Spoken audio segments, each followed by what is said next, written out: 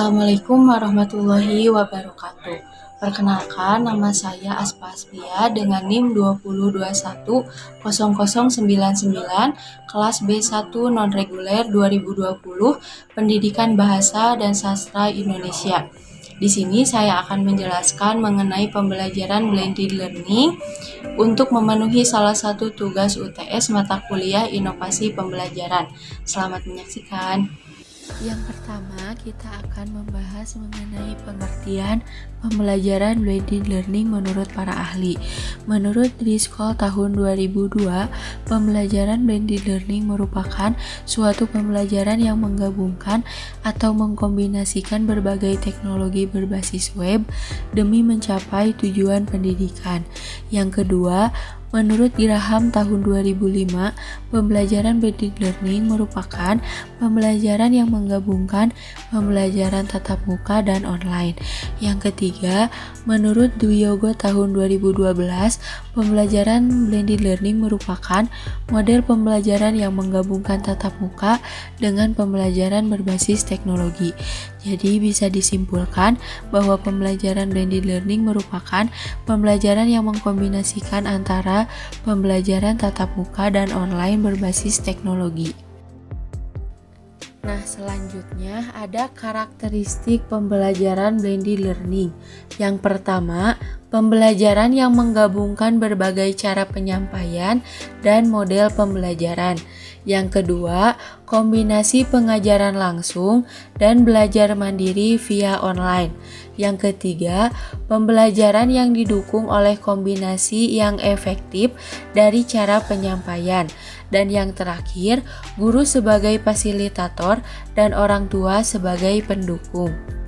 Adapun beberapa manfaat blended learning. Yang pertama, lebih fleksibel. Metode pembelajaran blended learning yang menerapkan pembelajaran kombinasi antara daring dan tatap muka membuat siswa dapat belajar dan mendapat materi yang lebih fleksibel, tidak terbatas waktu dan tempat. Yang kedua, efektif meningkatkan hasil belajar siswa. Setiap siswa memiliki kekurangan dan kelebihan masing-masing dari model pembelajaran. Oleh sebab itu, blended learning yang merupakan gabungan metode pengajaran yang akan diterapkan dirasa lebih efektif untuk meningkatkan hasil belajar pada sebagian besar siswa. Yang ketiga, meningkatkan keterlibatan siswa. Ketika menggunakan teknologi saat belajar, membuat siswa lebih mudah dan juga bisa terlibat secara penuh di dalamnya. Yang keempat, meningkatkan kepuasan belajar siswa. Dan yang terakhir, meningkatkan partisipasi siswa. Adapun tantangan pembelajaran blended learning, yang pertama bergantung pada teknologi dan yang kedua membutuhkan pengetahuan teknologi yang mumpuni. Teori belajar yang melandasi blended learning adalah e-learning dan pembelajaran tatap muka. E-learning merupakan suatu penggunaan teknologi internet dalam menyampaikan pembelajaran dalam jangkauan yang luas. Ada berbagai metode pembelajaran tatap muka. Di antaranya ada metode ceramah, metode tanya jawab, metode penugasan, dan metode tutorial. Ada 3 kriteria e-learning. Yang pertama, e-learning bersifat jaringan. Yang kedua, e-learning dikirimkan kepada pengguna melalui teknologi komputer. Dan yang terakhir, e-learning terfokus pada pandangan pembelajaran yang paling luas. Tujuan pembelajaran blended learning adalah membantu peserta didik untuk berkembang lebih baik dalam proses pembelajaran, peningkatan penjadwalan fleksibilitas bagi peserta didik.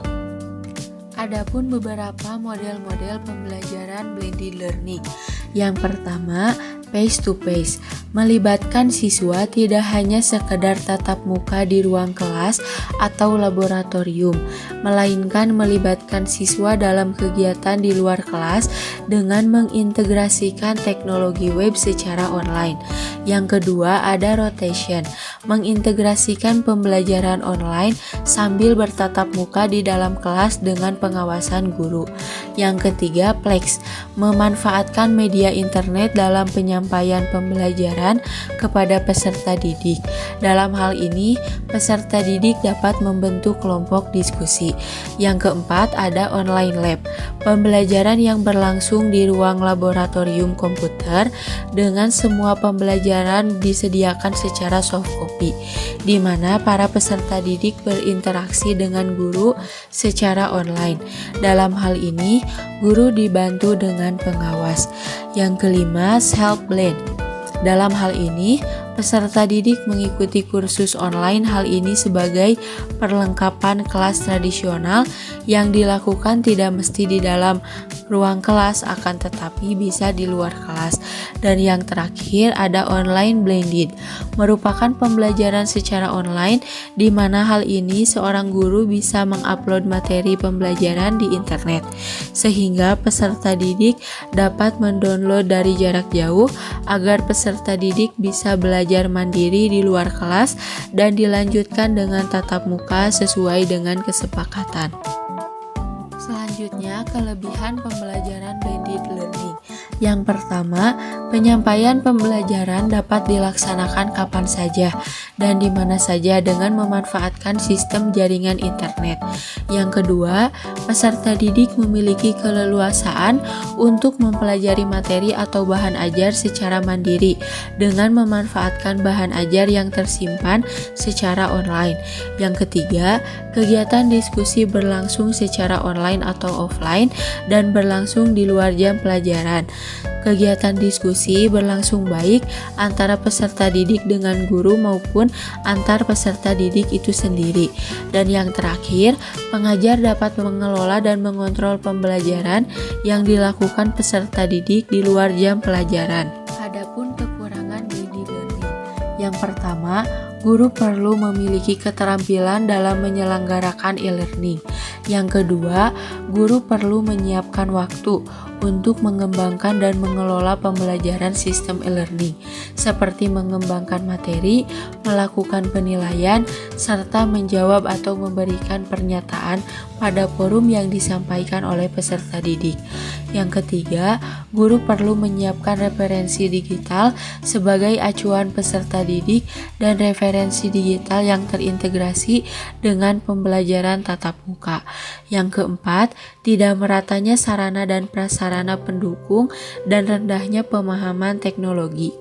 Yang terakhir, diperlukan strategi pembelajaran oleh pengajar untuk memaksimalkan potensi pembelajaran blended learning.